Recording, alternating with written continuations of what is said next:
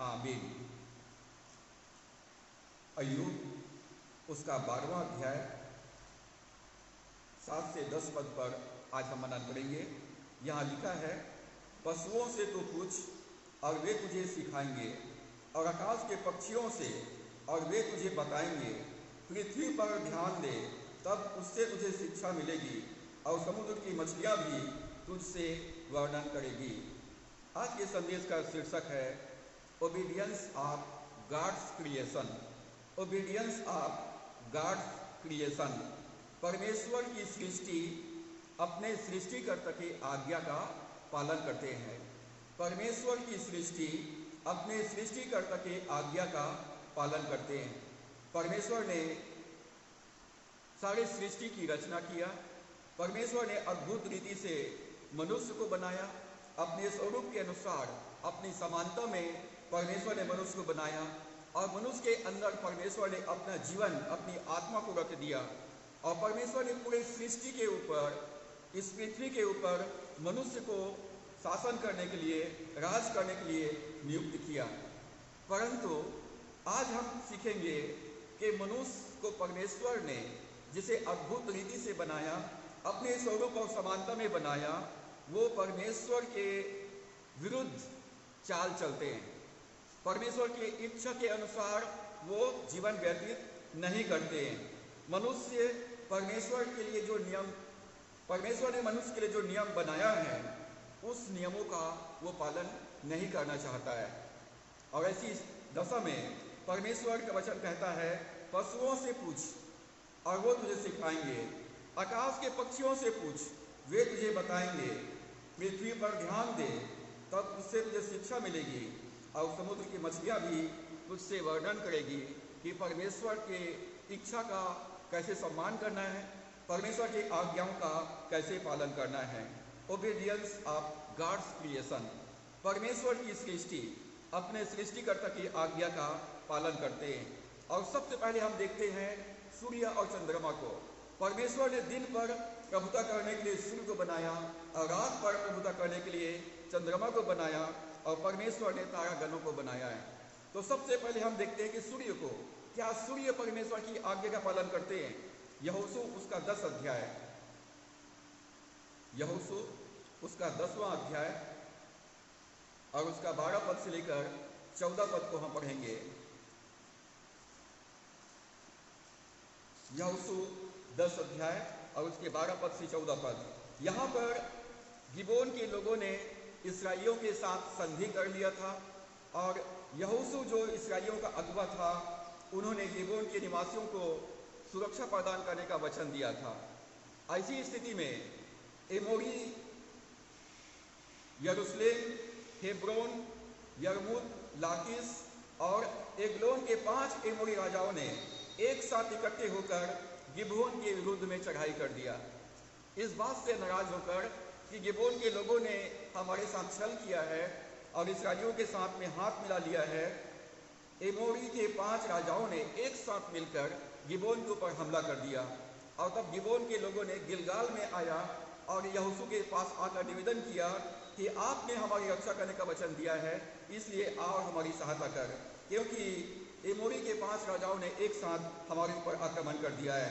और तब यहोशू इस्राएली सेना के साथ रातों रात गिबोन पहुंचा, और परमेश्वर ने कहा कि मैं तेरे साथ में हूँ, मैंने उनको तेरे हाथ में कर दिया है, और इसलिए तू जा और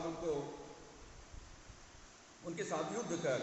और जब वहाँ पर परमेश्वर के लोग यहोशू की अगुवाई में पहुँचे, तो परमेश्वर ने स्वर्ग से बड़े बड़े पत्थर गिराए, बर्फ के रूप में बड़े बड़े पत्थर गिराए, और उन ओलों से बहुत सारे एमोरी लोग जो है मारे गए। युद्ध लड़ते लड़ते शाम हो गया, परंतु निर्णायक युद्ध नहीं हो पाया था। और तब ऐसे समय में यहोशू ने परमेश्वर से प्रार्थना किया। 12 पद से लिखा है, उस समय अर्थात जिस दिन यहोवा ने एमोरियों को इस्राएलियों के वश में कर दिया, उस दिन यहोशू ने यहोवा से इस्राएलियों के देखते इस प्रकार कहा। यहोवा परमेश्वर से यहोशू ने प्रार्थना किया, सारे इस्राएलियों के देखते उसने प्रार्थना किया और सूर्य को आज्ञा दिया। परमेश्वर की ओर से यहोशू ने सूर्य को आज्ञा दिया कि हे सूर्य तू गिबोन पर और हे चंद्रमा तू अय्यालोन की तराई पर थमा रहा। और सूर्य उस समय तक थमा रहा और चंद्रमा उस समय तक ठहरा रहा जब तक उस जाति के लोगों ने अपने शत्रुओं से बदला ना लिया। क्या यह बात याशार नामक पुस्तक में नहीं लिखी है कि सूर्य आकाश मंडल के बीचों बीच ठहरा रहा और लगभग 4 पहर तक ना डूबा। बाइबल कहती है कि 4 पहर तक सूर्य नहीं डूबा। 4 घंटा सूर्य जो है आसमान में ठहरा रहा, क्योंकि उस दिन गिबोन को सुरक्षा प्रदान करना था और 5 एमोरी राजा को नाश करना था, क्योंकि उन्होंने परमेश्वर के लोगों के साथ में विद्रोह किया था। सूर्य यहोशू के समय में 4 घंटा रुक गया। यहाँ तक कि यहोशू ने परमेश्वर के नाम से आज्ञा दिया सूर्य और चंद्रमा को कि हे सूर्य तू गिबोन के ऊपर और हे चंद्रमा तू अय्यालोन के ऊपर थमा रहा, जब तक कि मैं इनके ऊपर विजय प्राप्त ना कर लूँ। सूर्य परमेश्वर की आज्ञा का पालन किया। राजा हिजकिय्याह के समय में यशायाह 38वां अध्याय, राजा हिजकिय्याह बीमार हो गया था और यशायाह भविष्यवक्ता जाकर के भविष्यवाणी किया कि राजा तू मर जाएगा इस बीमारी से, जो भी अंतिम आज्ञा देना है अपने लोगों को दे डाल, क्योंकि इस बीमारी से तू मरने वाला है। और ये संदेश दे करके यशायाह चला गया और उसके बाद राजा हिजकिय्याह ने परमेश्वर के सामने बिलख कर रो कर आंसू बहा कर प्रार्थना किया। परमेश्वर ने हिजकिय्याह से कहा कि मैंने तेरे गिड़गिड़ाहट को देखा है, तेरे आंसुओं को देखा है, तेरी प्रार्थना को मैंने सुन लिया है। मैं तुझको चंगा करता हूँ और तुझको शत्रुओं के ऊपर मैं विजय प्रदान करता हूँ, तेरी आयु बढ़ा देता हूँ और तेरे लिए चिन्ह होगा कि सूर्य 10 घंटा या तो आगे जाएगा या 10 घंटा पीछे चला जाएगा। हम इसको पढ़ते हैं तो 5 पद से लिखा है, हिजकिय्याह से कहा कि तेरे मूल पुरुष दाऊद का परमेश्वर यूँ कहता है, मैंने तेरी प्रार्थना सुनी और तेरे आंसू देखे हैं। सुन, मैं तेरी आयु 15 वर्ष और बढ़ा दूंगा। असूर के राजा के हाथ से मैं तेरी और इस नगर की रक्षा करके बचाऊंगा। यहोवा अपने इस कहे हुए वचन को पूरा करेगा और यहोवा की ओर से इस बात का तेरे लिए चिन्ह होगा कि धूप की छाया जो आज की धूप गड़ी में ढल गई है, मैं 10 अंश पीछे की ओर लौटा दूंगा। अतः वो छाया जो 10 अंश ढल चुकी थी लौट गई। सूर्य 10 घंटा पीछे चला गया, 10 घंटा पीछे चला गया। हिजकिय्याह राजा बीमार जब पड़ा और उसने गिड़गिड़ा कर प्रार्थना किया, आंसुओं के साथ प्रार्थना किया, तो परमेश्वर कहता है कि मैंने तेरी प्रार्थना सुनी है, तेरे आंसुओं को मैंने देखा है और मैं तेरी आयु 15 वर्ष बढ़ा देता हूँ और मैं तुझको और तेरे नगर की असूर के राजा से रक्षा करके बचाऊंगा। और परमेश्वर ने कहा इसके लिए एक चिन्ह है कि सूर्य 10 घंटा पीछे चला जाएगा। परमेश्वर ने सूर्य को आदेश दिया, सूर्य तो 10 घंटा पीछे चले जा। और इस प्रकार से यहोशू के समय 4 घंटा और हिजकिय्याह के समय में 10 घंटा, कुल 14 घंटा सूर्य जो है समय में गड़बड़ी पाया जाता है। इस पीरियड में कि 14 घंटा सूर्य क्या कर रहा था, वैज्ञानिक लोग जो है अभी भी इसकी खोज कर रहे हैं। तो हम पाते हैं कि सूर्य जो है अपने सृष्टिकर्ता की बात सुनता है और सृष्टिकर्ता की बात को मानता है। जब प्रभु यीशु मसीह को क्रूस पर चढ़ा दिया गया था तो मत्ती 27 अध्याय में हम पाते हैं कि दोपहर से लेकर तीसरे पहर तक पूरे देश में अंधेरा छा गया था। अपने सृष्टिकर्ता को क्रूस पर चढ़ते हुए, क्रूस पर मरते हुए नहीं देख सका। सूर्य ने अपना चेहरा छुपा लिया, पूरे देश में अंधेरा छा गया था। सूर्य जो है परमेश्वर की आज्ञा का पालन करता है। यशायाह उसका पहला अध्याय उसका 3 पद को हम पढ़ेंगे। यशायाह उसका पहला अध्याय 3 पद। तो यहाँ पर लिखा है, बैल तो अपने मालिक को और गदहा अपने स्वामी की चढ़ने को पहचानता है, परंतु इस्राएल मुझे नहीं जानता, मेरी प्रजा विचार नहीं करती। परमेश्वर कहता है कि अय्यूब के पुस्तक में पशुओं से पूछ, आकाश के पक्षियों से पूछ, समुद्र के मछलियों से पूछ, पृथ्वी से पूछ, वे तुझे बताएंगे कि परमेश्वर की आज्ञा पालन करना क्या होता है। यहाँ पर परमेश्वर अपने प्रजा, अपने लोगों की तुलना करता है पशु पक्षियों के साथ में। तो परमेश्वर कहता है कि बैल अपने मालिक को पहचानता है और गधा जो है अपने स्वामी की श्रेणी को पहचानता है, परंतु मेरी प्रजा मुझे नहीं जानता, मेरी प्रजा मुझको नहीं पहचानता और इस पर विचार नहीं करता है। इसका मतलब मनुष्य पशु पक्षियों से भी बदतर हो गया है। मनुष्य का जीवन पशु पक्षियों से भी बदतर हो गया है। हम पक्षियों को देखते हैं, पक्षियों में से एक पक्षी है जो जात का चोर होता है। कौन है वो चोर पक्षी? कौन है? कौवा। कौवा जात का चोर होता है, वो फट से चोरी करके भाग जाता है। परमेश्वर कहता है पक्षियों से पूछ और वे तुझको बताएंगे। उत्पत्ति उसका 8 अध्याय, उत्पत्ति 8 अध्याय उसका 6 और 7 पद। उत्पत्ति 8वां अध्याय 6 और 7 पद में हम पाते हैं नूह ने जल प्रलय से बचने के लिए जहाज बनाया था, सारे पशु पक्षियों को अपने जहाज में रखा हुआ था। और जब जहाज अरारत पर्वत पर टिक गया और उसके बाद 40 दिन के पश्चात नूह ने अपने जहाज की खिड़की को खोला और एक कौवा को उड़ा दिया। 8 अध्याय 7 पद में लिखा है कि नूह ने एक जहाज की खिड़की को खोला और एक कौवा को उड़ा दिया। जब तक जल पृथ्वी पर से सूख न गया तब तक कौवा इधर उधर फिरता रहा। यहाँ पर हम पाते हैं कि कौवा जो है एहसान फरामोश निकला। नूह ने जल प्रलय के समय में उसको बचा के रखा, उसका पालन पोषण करता रहा, उसको दाना खिलाता रहा। और कौवा को जब नूह ने छोड़ा तो कौवा बाहर गया लेकिन वापस नहीं आया। तो कौवा, जबकि चारों तरफ पानी था, तो कौवा कहाँ पर बैठा होगा? लाश के ऊपर, लाश के ऊपर बैठा होगा और लाश खाते हुए वो जिंदा रह गया लेकिन वापस नहीं आया। बाद में नूह ने कबूतर को छोड़ा, तो कबूतर जब दिन भर गया तो जब वापस लौटा तो उसके चोंच में जलपाई के पौधे थे और नूह ने समझ गया कि पानी घट रहा है और पेड़ पौधे दिखाई दे रहे हैं। कबूतरी जो है वो पवित्र आत्मा का प्रतीक है, कबूतर पवित्र आत्मा का प्रतीक है। वो वापस आ गया और एक चिन्ह लेकर के आया कि अब पृथ्वी पर जीवन संभव है, एक नया शुरुआत किया जा सकता है और उसका चिन्ह है कि पानी घट गया है।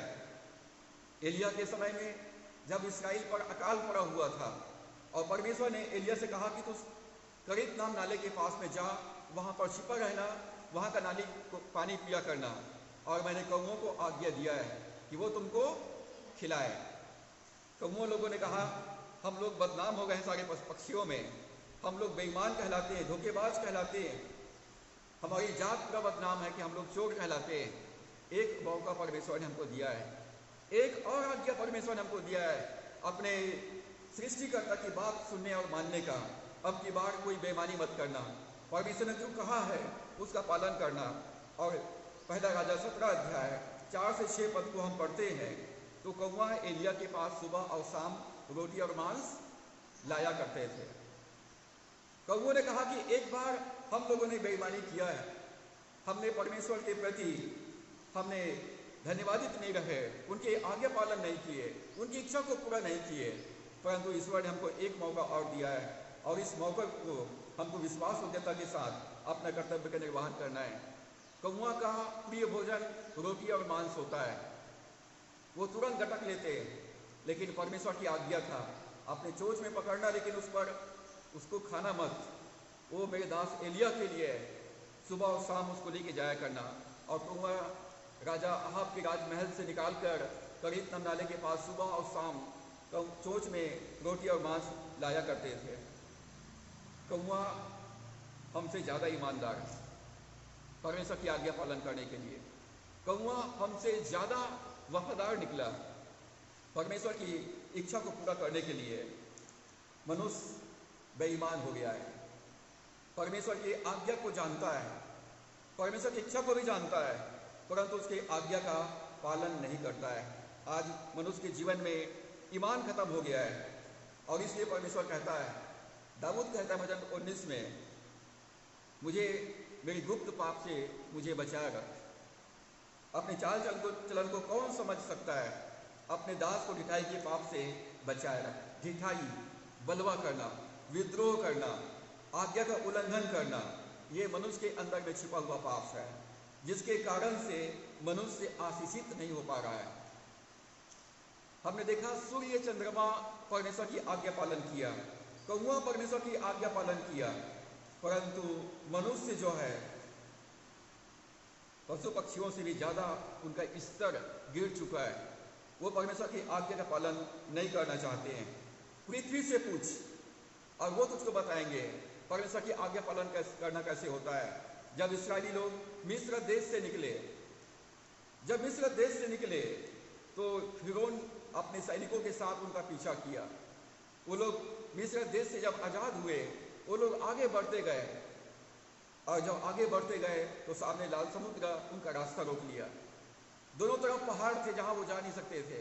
पीछे फिरौन की सेना था, वो लोग चारों तरफ से घिर चुके थे। और तब मूसा ने परमेश्वर से प्रार्थना किया और परमेश्वर ने कहा, तो अपनी लाठी को लाल समुद्र की तरफ बढ़ा और लाल समुद्र तुम्हें रास्ता देंगे, लाल समुद्र तुमको रास्ता देंगे। और हम पाते हैं निर्गमन उसका 14 अध्याय उसका 16 पद में, निर्गमन 14 अध्याय 16 पद, निर्गमन 14 अध्याय 16 पद में, और तू अपनी लाठी उठाकर अपना हाथ समुद्र के ऊपर बढ़ा और वह 2 भाग हो जाएगा। तब इस्राएली समुद्र के बीच होकर स्थल पर चले जाएंगे। हमने देखा परमेश्वर के लोग जब लाल समुद्र के सामने खड़े हुए और मूसा ने लाल समुद्र को आज्ञा दिया कि हमको यहाँ से पार जाने के लिए रास्ता दो, तो लाल समुद्र जो है 2 भागों में हो गया। पानी दीवार के समान खड़े हो गए और जमीन को सुखा दिया और सारे इस्राएली लोग लाल समुद्र के बीचों बीच पार करके जंगल में चले गए।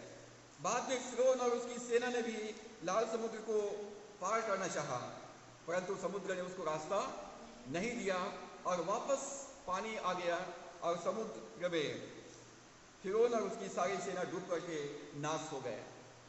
पृथ्वी भी परमेश्वर की आज्ञा का पालन करते हैं। 40 साल के बाद जब इस्राएलियों को कनान में प्रवेश करना था और उस समय यरदन नदी उफान पर था, यरदन नदी को पार करने के बाद ही कनान में जा सकते थे। यरदन नदी को पार करना था। परमेश्वर तूने एक बार हमको लाल समुद्र में हमारे लिए रास्ता बनाया है, क्या तू दोबारा हमारे लिए रास्ता बना सकता है? बाइबल कहती है कि वो आज कल और सर्वदा युगान युग एक समान है।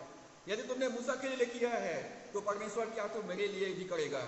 और यहोशू ने परमेश्वर से प्रार्थना किया और परमेश्वर ने यहोशू से कहा था, जहां जहां तक कदम पड़ेंगे वो सब जगह तुम्हारा होगा, तू मत डर मत घबरा, जहां जहां तू जाएगा मैं तेरे संग संग रहूंगा। और तब हम पाते हैं यहोशू उसका 5 अध्याय 14 से 16 पद में, यहोशू 5वां अध्याय 14 और 15 और 16 पद में, यहोशू की पुस्तक 5वां अध्याय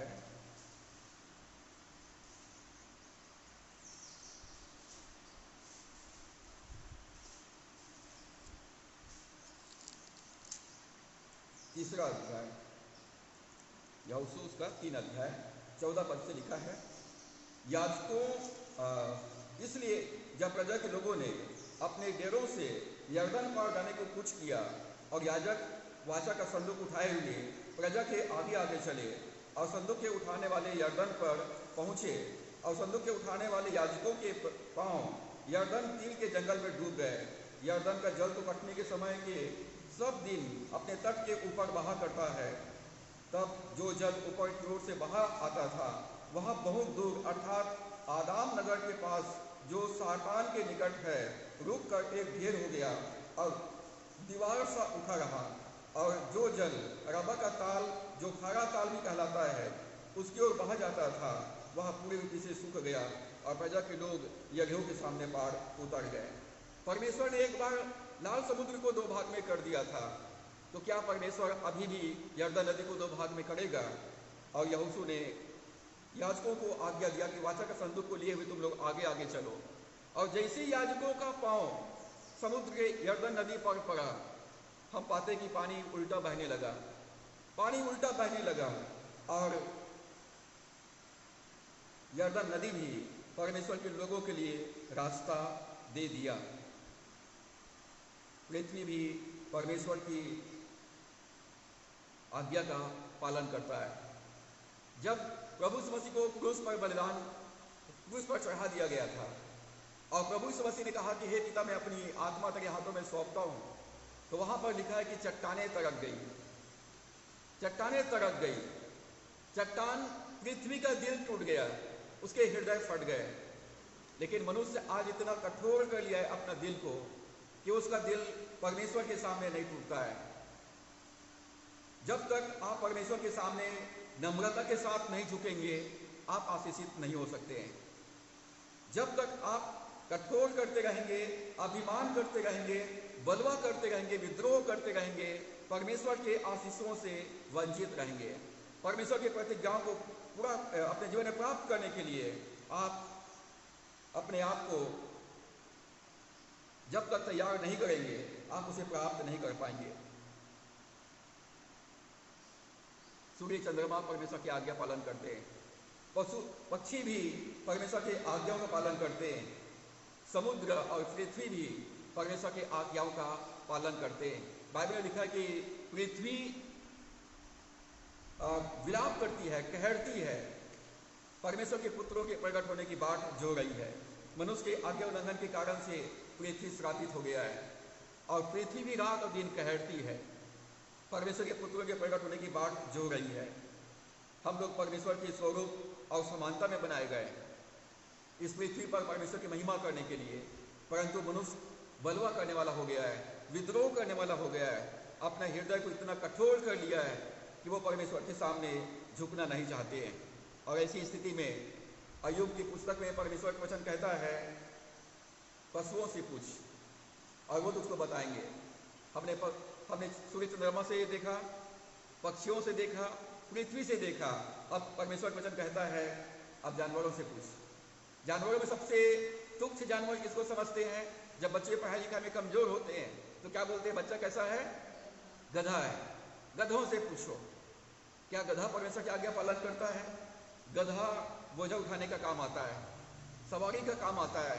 पुराने नियम में गधे पर सवार होकर के लोग यात्रा करते थे और गधे को परमेश्वर कहता है गधे से पूछ।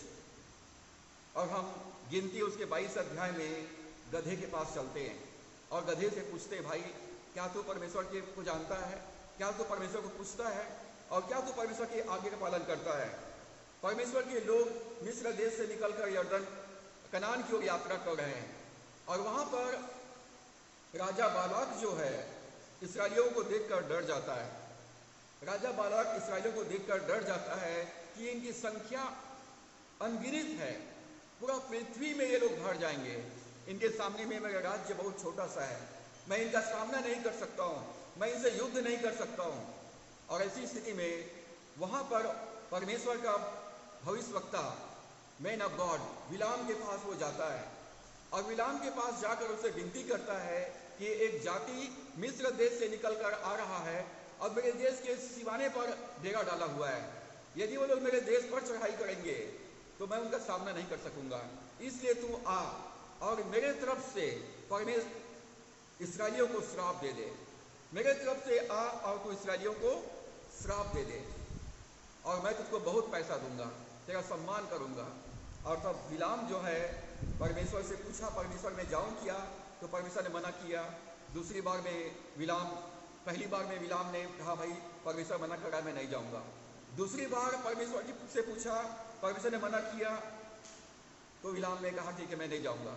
लेकिन तीसरी बार और जाके परमेश्वर पूछता, परमेश्वर मैं जाऊं किया तो परमेश्वर ने कहा ठीक है तू जा, लेकिन वही बोलना जो मैं तुझे बोलने के लिए कहूंगा।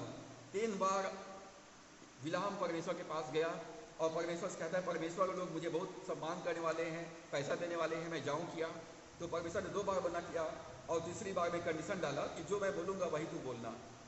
परमेश्वर की इच्छा इस्राएलियों को श्राप देने का नहीं है, जिसको परमेश्वर ने आशीष दे चुका है उनको कोई श्राप, उनके ऊपर कोई असर नहीं करेगा। व्यर्थ बातें उनके विरोध में यदि कही जाए तो वो उनके ऊपर काम नहीं करेगा। और बिलाम अपने गदही पर सवार होकर के इस्राएलियों को श्राप देने के लिए चला। परमेश्वर के लोग जिनको परमेश्वर ने आशीष दे चुका है, उनको श्राप देने के लिए बिलाम चला। काहे के लिए? पैसे के लिए। आज लोग पैसे के लिए वो ईमान को बेच देते हैं, अपने परमेश्वर के आज्ञाओं को तोड़ देते हैं, घूस लेते हैं, बेईमानी करते हैं, भ्रष्टाचारी करते हैं।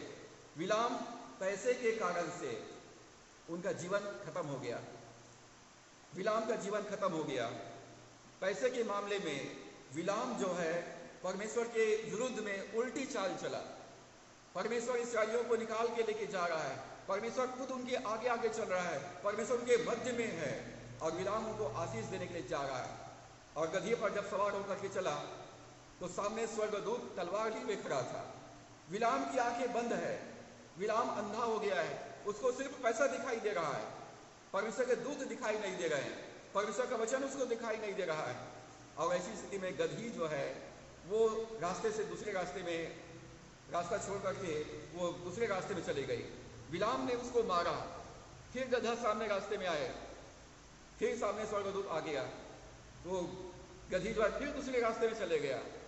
बिलाम ने फिर से उसको मारा और उसके बाद जब गदही फिर से रास्ते में आई, सामने परमेश्वर का दूत तलवार लिए खड़ा हुआ है, तो अब की बार उसने एक सकरी गली में चला गया जहां पर दोनों साइड दीवार थे और वहां पर बिलाम को लिए गदही जो है बैठ गई। और तब बिलाम ने फिर से अपने गधे को मारा और इस प्रकार से 3 बार बिलाम जो है गदही को मारा।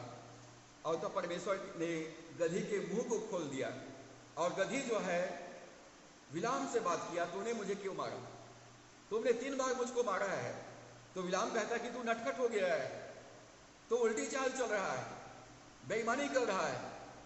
परंतु बिलाम ने कहा कि गदही ने कहा कि मैं तुझे बचपन से लेकर अभी तक तेरी सेवा किया हूँ, तुझको सवारी करने दिया हूँ, तेरे आगे का पालन किया हूँ। और तब परमेश्वर ने बिलाम की आंखें खोला तो वहां पर स्वर्गदूत तलवार लिए खड़ा था। उसने कहा कि तेरा सामना करने के लिए मैं खड़ा था।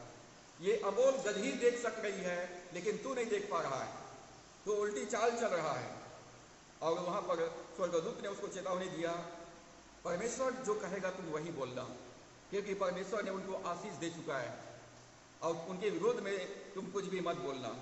यहाँ पर गदही ईश्वर की आज्ञा पालन किया। बिलाम ने गदही को मारा,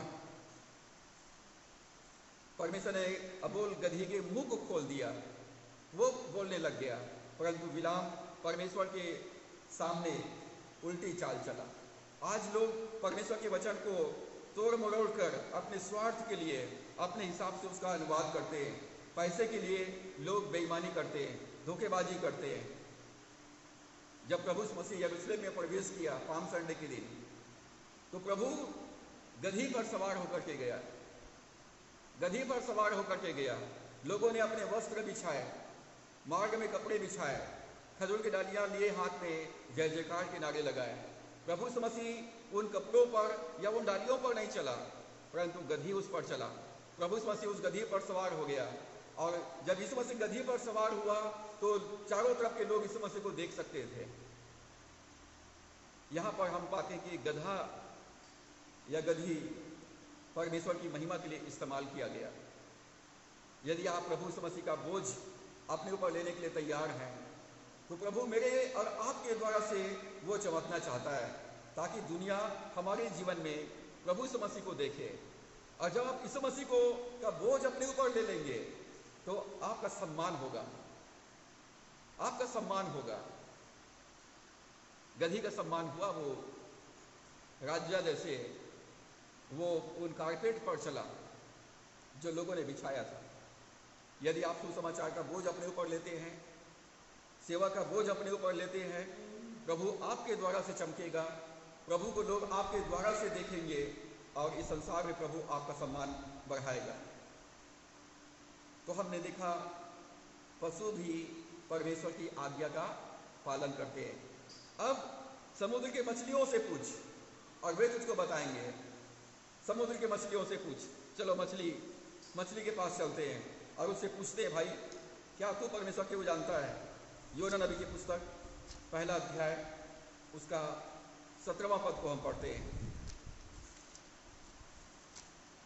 योना पहला अध्याय 17वां पद। तो यहाँ पर लिखा है, यहोवा ने एक बड़ा सा मत्स्य ठहराया था कि योना को निगल ले, और योना उस महामत्स्य के पेट में 3 दिन और 3 रात रहा। जब योना को परमेश्वर ने कहा निनवे को जा, तो वो तर्शीश को भाग रहा था और एक मालवाहक जहाज में जा करके सो रहा था। परमेश्वर ने आंधी तूफान को भेजा। आंधी तूफान में जहाज डूबने लगा और तब मल्लाहों ने अपने सामान को उठा के समुद्र में फेंक दिया। अपने देवता से प्रार्थना करने लगे। योना को चिल्लाया, जगाया और कहा, भैया तू किस देश का, किस जाति का है? तू भी उठ और प्रार्थना कर। और तब योना जो है उठा और योना ने कहा कि ये तूफान मेरे वजह से आया है, मुझे उठाकर समुद्र में फेंक दो और तब ये तूफान शांत हो जाएगा। और योना को परमेश्वर जानता है कि वो कहाँ जा रहा है। वो तर्शीश को भाग रहा है, जहाज के निचले स्तर में जाकर के सो गया है। वो सोचता है कि परमेश्वर मुझको नहीं जानेगा, मुझको नहीं देख पाएगा। लेकिन परमेश्वर की आंखें स्वर्ग से इस पृथ्वी पर चारों तरफ निहारता रहता है। परमेश्वर हमारा उठना बैठना, चलना फिरना, सोचना विचारना दूर से समझ लेता है। परमेश्वर ने समुद्र के एक बड़े से मछली को आज्ञा दिया, जब मल्लाह लोग योना को समुद्र में फेंकेंगे, तुरंत तुम उसको निगल लेना और अपने पेट में रख लेना। उसको चबाना मत, उस पर दांत मत लगाना, उसे एक तो खरोच नहीं आना चाहिए, उसकी लालच नहीं करना है। योना को के लिए परमेश्वर ने एक मछली को आज्ञा दिया। जैसे ही योना को समुद्र में फेंका, मछली ने अपना मुंह खोला और निगल लिया। योना मछली के पेट में 3 दिन और 3 रात तक जिंदा रहा। योना मछली के पेट में तो दुआ कर रहा है। 2 पद में लिखा है, 2 अध्याय के पहला पद में, तब योना ने उसके पेट में से परमेश्वर यहोवा से प्रार्थना करके कहा। योना मछली के पेट में दुआ कर रहा है। यदि आप खाना खाए और खाना नहीं पचा तो कैसा लगता है? यदि आपने कोई भी खाना खाया और खाना नहीं पचा तो आपकी हालत खराब हो जाएगी। आपके पेट में खाना ज्यों का त्यों यदि रह जाए तो या तो उसको पचना चाहिए और दस्त के माध्यम से बाहर आना चाहिए, या उल्टी होना चाहिए। वो दोनों नहीं हो रहा है। 3 दिन और 3 रात तक मछली को आज्ञा है कि वो अपने पेट में रखना है। योना तो दुआ कर रहा है, लेकिन मछली का क्या हाल है? मछली जो है उसकी हालत बहुत खराब है। लेकिन परमेश्वर की आज्ञा है उसको पचाना मत, एक खरोच भी नहीं आना चाहिए। और उसके बाद 3 दिन और 3 रात के बाद 10 पद में लिखा है, तब यहोवा ने मत्स्य को आज्ञा दिया। 3 दिन के बाद परमेश्वर ने मछली को आज्ञा दिया और उसने योना को स्थल पर उगल दिया। मछली योना को फिर से जिंदा पृथ्वी को वापस लौटा दिया। 3 दिन और 3 रात तक मछली को कितना कष्ट भोगना पड़ा होगा, उसकी हालत कितना खराब रहा होगा। मछली योना को लिए हुए समुद्र के सबसे निचले स्थल पर चला गया। योना को ना तो पचाना है और ना उगलना है। 3 दिन और 3 रात तक अपने पेट में रखना है। योना को मछली जो है 3 दिन और 3 रात तक अपने पेट में रखेगा ही, और 3 दिन के बाद परमेश्वर की आज्ञा से उसको उगल दिया। जब प्रभु यीशु मसीह इस पृथ्वी की सेवकाई में थे तो चुंगी लेने वाले लोग प्रभु यीशु मसीह घर में आए। प्रभु यीशु मसीह वहाँ पर नहीं था, पतरस घर में था। और पतरस से चुंगी लेने वालों ने पूछा कि तेरा गुरु जो है मंदिर का टैक्स देगा कि नहीं देगा, देता कि नहीं देता है? तो पतरस ने कहा, भाई देता है, मंदिर का टैक्स देते हैं, लेकिन अभी गुरु नहीं है इसलिए मैं नहीं दे सकता हूँ, मेरे पास ये पैसा नहीं है। कुछ देर के बाद जब लोग चले गए, प्रभु यीशु मसीह आया। और प्रभु यीशु मसीह आया तो प्रभु ने जान लिया कि पतरस के मन में क्या चल रहा है। तो प्रभु यीशु ने पूछा कि मंदिर का टैक्स, राजा को टैक्स राजा के बेटे लोग देते हैं या प्रजा के लोग देते हैं? तो पतरस ने कहा, प्रजा के लोग देते हैं। अरे प्रजा के लोग टैक्स देते हैं, मतलब राजा के जो बेटा है वो बच गया, उनको टैक्स देने की जरूरत नहीं है। जबकि मैं स्वयं राजा परमेश्वर का पुत्र हूँ, मुझे मंदिर का टैक्स देने की जरूरत नहीं है। फिर भी उनको ठोकर ना पहुँचे इसलिए हम टैक्स देंगे।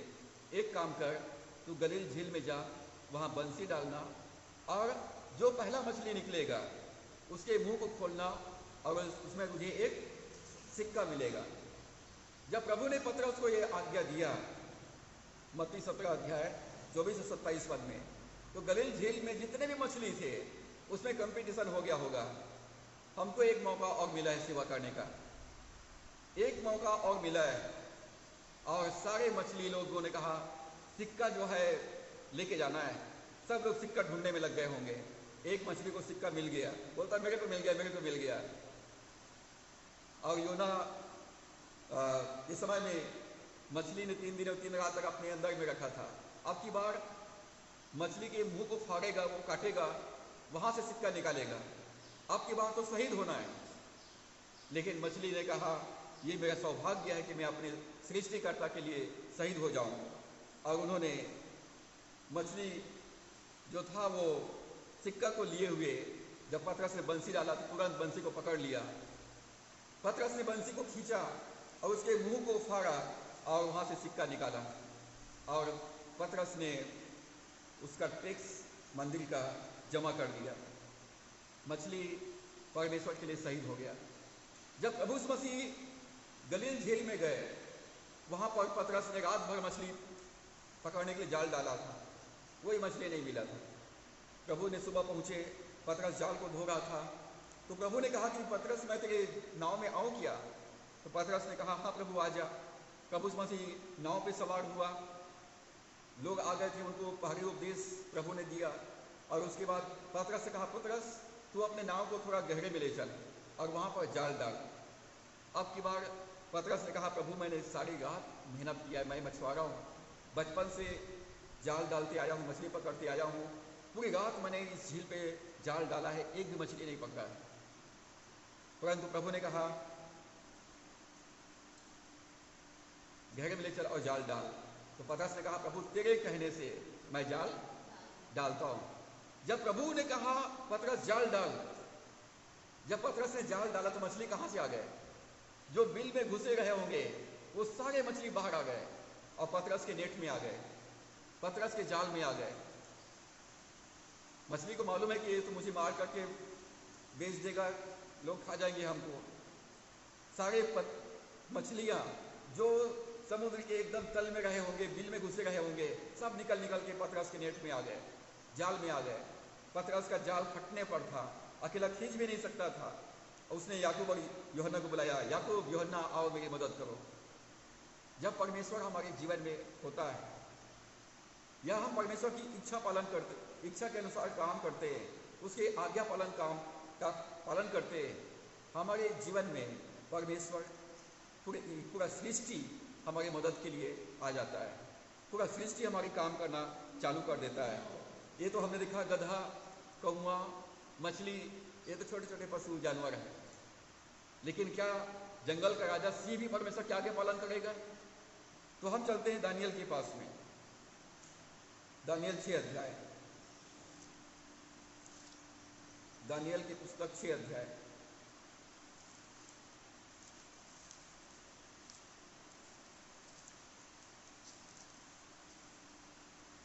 राजा ने एक बहुत बड़ा मूर्ति बनाया था, पूरे देश में आज्ञा दिया था कि सब लोग राजा की मूर्ति को दंडवत करेंगे, उसकी उपासना करेंगे। कोई और जो लोग राजा की मूर्ति को उपासना नहीं करेंगे उनको सिंहों के मांद में डाल दिया जाएगा। दानियल दिन में 3 बार प्रार्थना करता था, यरूशलेम की तरफ अपनी खिड़की को खोलकर परमेश्वर से प्रार्थना करता था। दानियल वहाँ का राज्यपाल था, बहुत बड़े ओहदे में था वो। परमेश्वर ने उसको बुद्धि, ज्ञान और समझ की आत्मा दिया था। लोग उससे जलते थे, लोग उससे ईर्ष्या करते थे और उनके कामों में कोई खोट नहीं था। इसलिए षड्यंत्र रचा गया था कि दानियल परमेश्वर से प्रार्थना करता है, वो मूर्ति पूजा नहीं करता है। और इसलिए मूर्ति पूजा के पाप में फंसाने के लिए लोगों ने षड्यंत्र रचा। राजा से ये चर्चा किया कि राजा हम ऐसा करते हैं कि आपकी मूर्ति बनाते हैं और लोग उस मूर्ति की उपासना करेंगे, और जो लोग उस मूर्ति की उपासना नहीं करेंगे उनको सिंहों के मान में डाल करके उनको मृत्युदंड दिया जाएगा। दानियल लगातार परमेश्वर से प्रार्थना करता रहा। दानियल को सीआईडी रिपोर्ट राजा तक पहुंच गया, उसको सम्मान जारी किया गया, दानियल को राजा के सामने बुलाया गया और दानियल से पूछा गया, क्या तुमने मेरी आज्ञा नहीं सुना? तो कहा, राजा हमने तेरी आज्ञा सुना है, परंतु हम जीवते परमेश्वर की उपासना करते हैं और उसको छोड़कर हम किसी और देवी देवता को उपासना नहीं कर सकते हैं। और तब सिंह लोगों को 3 दिन तक भूखा रखा गया था। 3 दिन तक उसको भूखा रखा गया था। तीसरे दिन के बाद दानियल को सिंहों के मान में डाल दिया गया। और राजा ने क्या कहा? 16 पद में, 6 अध्याय 16 पद में, तब राजा ने आज्ञा दी और दानियल लाकर सिंहों के मान में डाल दिया गया। उस समय राजा ने दानियल से कहा, तेरा परमेश्वर जिसकी तू नित्य उपासना करता है वही तुझे बचाए। राजा ने कहा, राजा दानियल को पसंद करता था, प्रेम करता था, क्योंकि दानियल बहुत ईमानदार था। लेकिन आज्ञा निकाला था तो आज्ञा का पालन करना भी जरूरी था।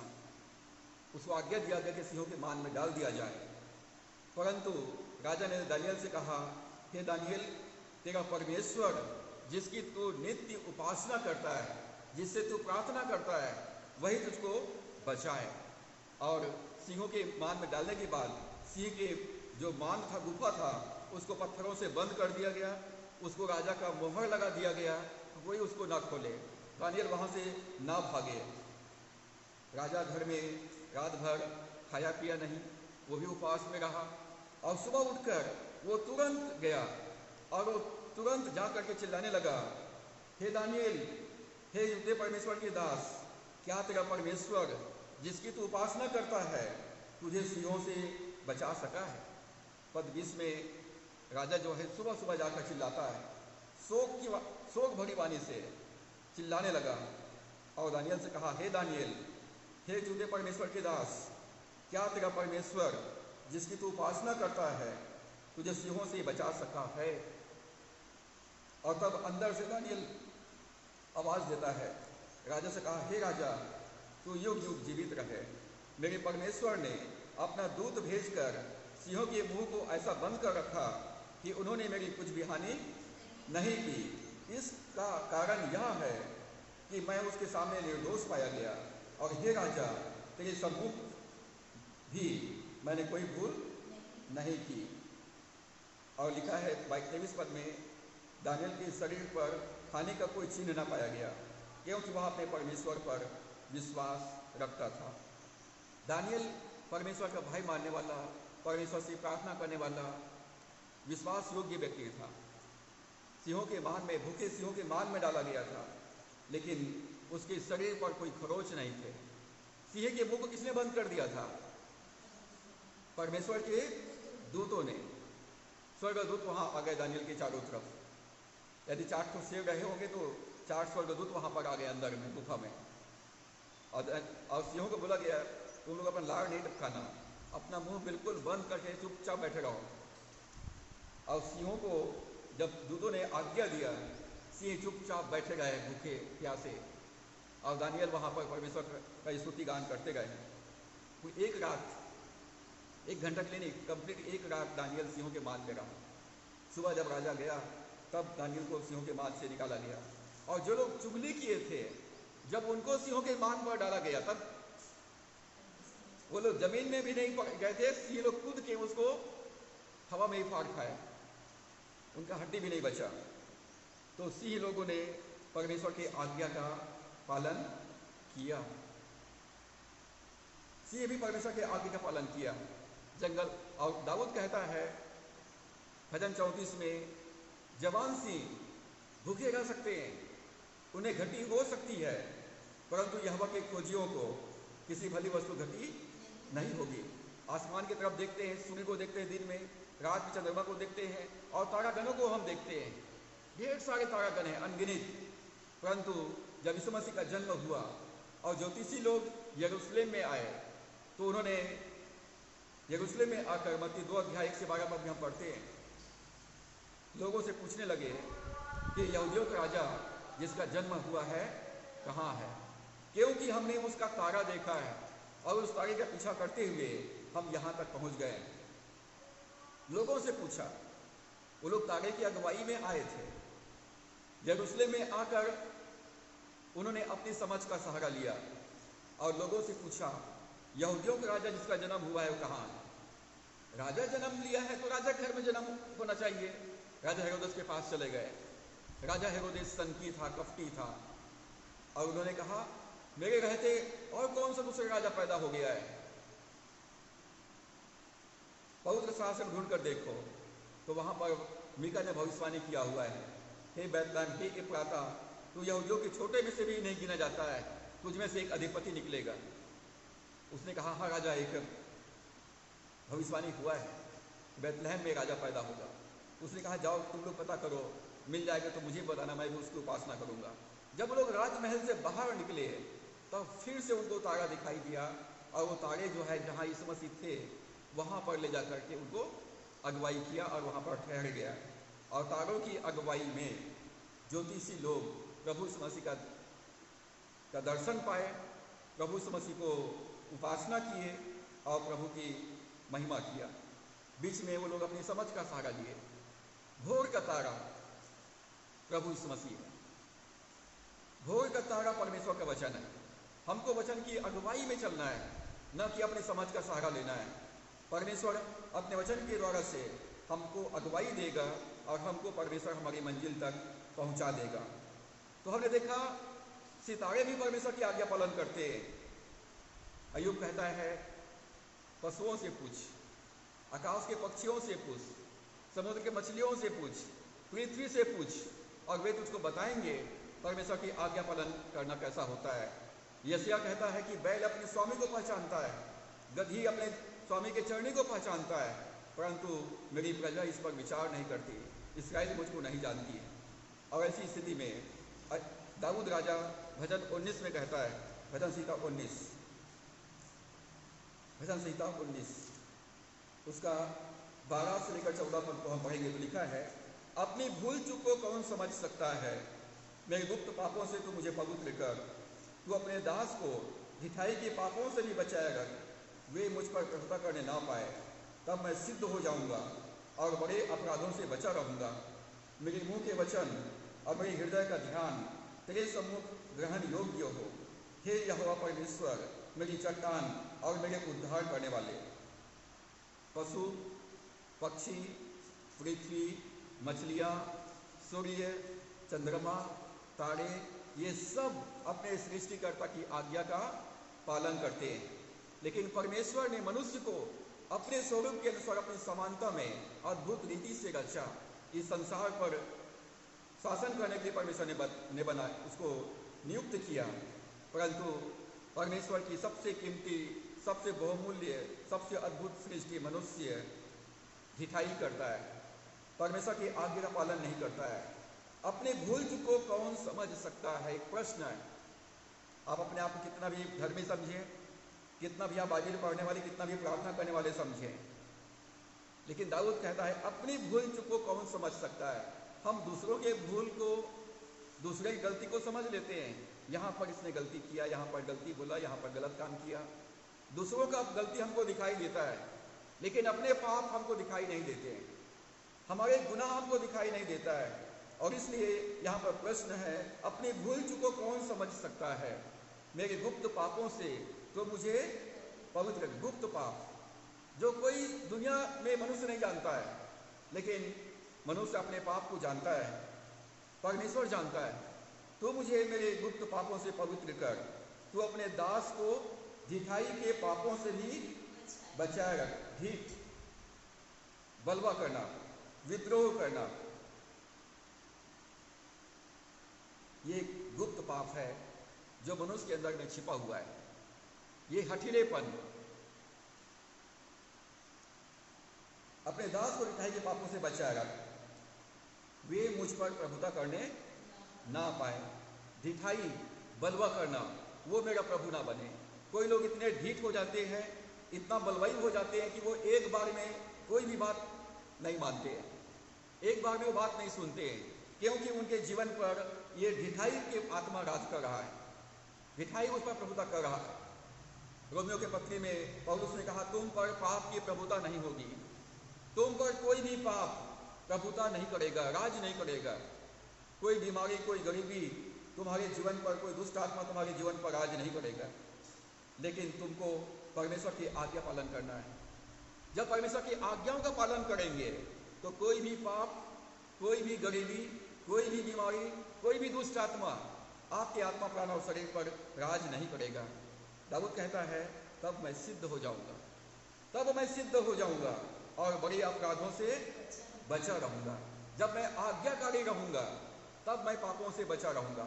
भजन 119 के 9 पद में दाऊद कहता है, जवान अपनी चाल को किस उपाय से शुद्ध रखे, तेरे वचन के अनुसार चलने के लिए सावधान रहने से।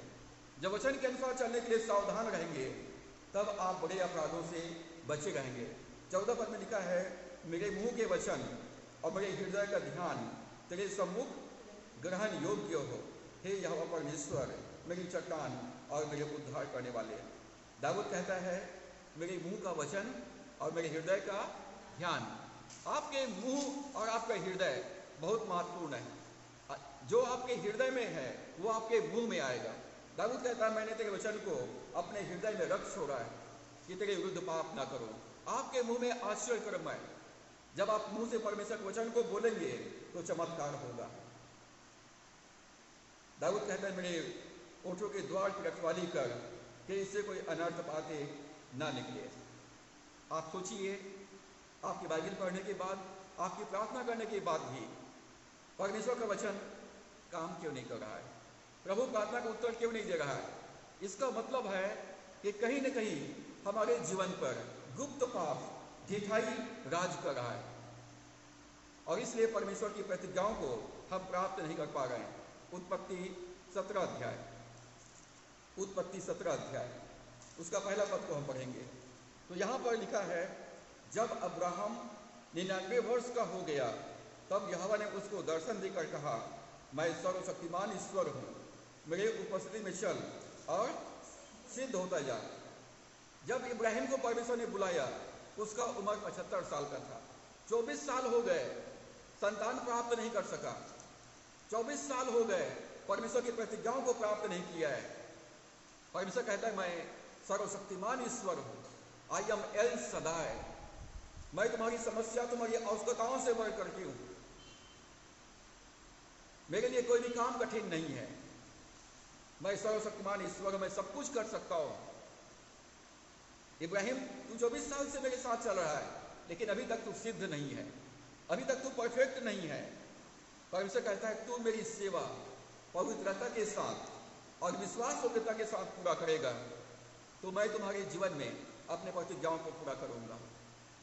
जब हम परमेश्वर की आज्ञाओं का पालन करेंगे, विश्वास योग्य बने रहेंगे और पवित्र जीवन व्यतीत करेंगे, तब परमेश्वर की प्रतिज्ञाओं को अपने जीवन में हम प्राप्त कर सकेंगे। यदि हम परमेश्वर की आज्ञा पालन करेंगे तो आज हमने देखा परमेश्वर की सृष्टि, परमेश्वर अपने सृष्टिकर्ता की आज्ञा का पालन करता है और इस पूरे सृष्टि में परमेश्वर ने मनुष्य को अपने स्वरूप के अनुसार अपनी समानता में बनाया है। लेकिन मनुष्य के अंदर में उनका गुप्त पाप, ढिठाई, बलवापन की आत्मा राज कर रहा है और इसलिए वो परमेश्वर की आज्ञा का पालन नहीं करता है। और यही कारण है कि प्रभु यीशु ने कहा, यदि कोई मेरे पीछे आना चाहे तो अपने आप का इनकार करे, प्रतिदिन अपना क्रूस उठाए और मेरे पीछे हो ले। जब तक हम ढिठाई की आत्मा से मुक्त नहीं होंगे, परमेश्वर की प्रतिज्ञाओं को अपने जीवन में हम प्राप्त नहीं कर पाएंगे। यशायाह पहला अध्याय उसका 18 और 19 पद को हम पढ़ते हैं तो वहाँ पर 19 और 20 पद को हम पढ़ते हैं तो लिखा है, यदि तुम आज्ञाकारी होकर मेरी मानो तो इस देश के उत्तम उत्तम पदार्थ खाओगे, और यदि तुम ना मानो और बलवा करो तो तलवार से मारे जाओगे। यहोवा का यही वचन है। परमेश्वर अपने सृष्टि से आज्ञा पालन चाहता है। परमेश्वर हमसे आज्ञा पालन चाहता है और आज्ञा पालन परमेश्वर चाहता है कि हम स्वतंत्र इच्छा से करें, दबाव के साथ में नहीं, कुरकुराहट के साथ में नहीं, परंतु स्वतंत्र इच्छा से हम परमेश्वर की आज्ञाओं का पालन करें। जब हम आज्ञा पालन करेंगे तो परमेश्वर अपने प्रतिज्ञाओं के साथ हमारे जीवन में उपस्थित होगा, अपने प्रतिज्ञाओं को पूरा करेगा।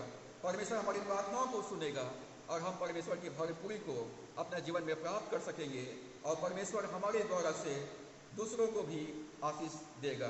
सो परमेश्वर हमारी सहायता अगुवाई करे कि हम पवित्रता के साथ और विश्वास योग्यता के साथ परमेश्वर की उपासना करें और परमेश्वर की सेवा करें और परमेश्वर की महिमा हमारे जीवन से निरंतर होने पाए। सो परमेश्वर के वचन के द्वारा से हम सबको बहुतायत की आशीष प्रदान करें।